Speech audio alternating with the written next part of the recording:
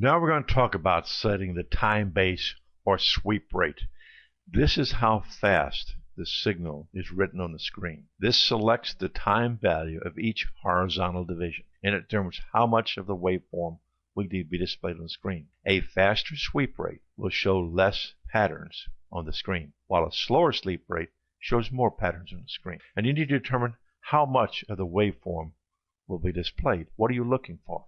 We showed you earlier in a pulse train, particularly when using auto voltage, that you must slow it down so that you have a pulse train on the screen so that the automatic circuit can identify it. It's very important. A lot of times you're going to make adjustments, but Doc Knoll and I both are big believers in getting a real pulse train and not trying to focus in on one big pulse.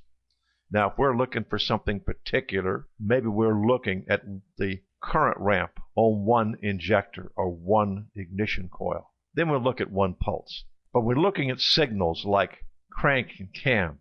We want a group of them because the problems we have found showed up when we looked at a complete pulse train.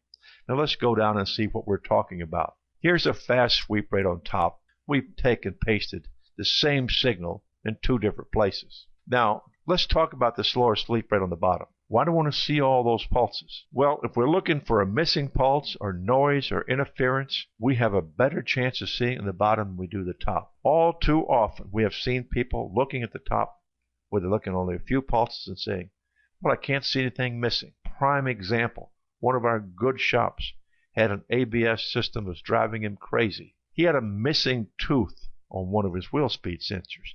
He was looking at a fast trace at the top, looked perfectly normal. When he slowed it down like the bottom, he could see the missing tooth. Don't worry so much about how square are the shoulders. We frequently see distortions. You take a Ford ignition system with a DIS, we often see little things sitting on the top and bottom. However, it doesn't affect the operation. Remember, what we're looking for in most cases is a signal that goes above or below the midpoint. And that's the important part. But let's talk about setting these sweep rates.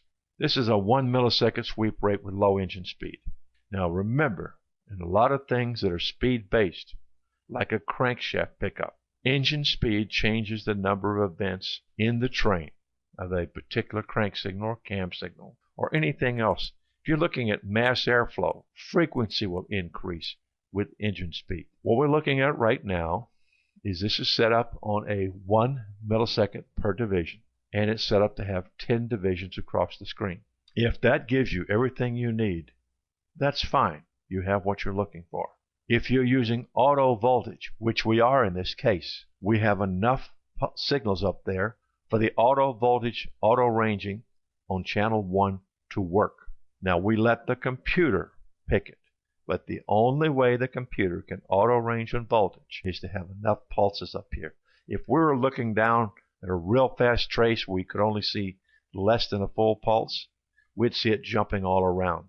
So be careful what you set. Here is increased RPM on our crank. When we speed the engine up, we get more pulses. If you're going to be doing something where you're going to be going at a faster engine speed and it is a speed-based signal, you might want to start with a fairly fast trace, so when you speed up, you get what you're looking for. That's good, because if you get too slow, you see very little. You may be able to see a missing pulse here, you may not. Now, this is what it looks like at a fixed engine speed, where it stays the same. Otherwise, you're going to see a little bit of movement back and forth. If we slow it down a little bit, we get to see more pulses. I get just as much detail, but I have a better chance of catching something bad. But if it gets to be too fast, I've slowed this down so slow, I can't see anything. I can't really tell what's going on. So all of these are looking at the basic same signals. You got an idea of what sweep speed looks like. Go to a position where you get a reasonable number of pulses. I would say this is the minimum number of pulses you'd want to see on a crank or cam. Enough to see everything. A cam, I'm going to want to see it go all the way around. We're going to talk about stabilizing these so we can study them. Because one thing we've got to have is we want this pattern stable enough we can study it and know it is what it is exactly we're looking for and look for any glitch that'll cause an engine problem.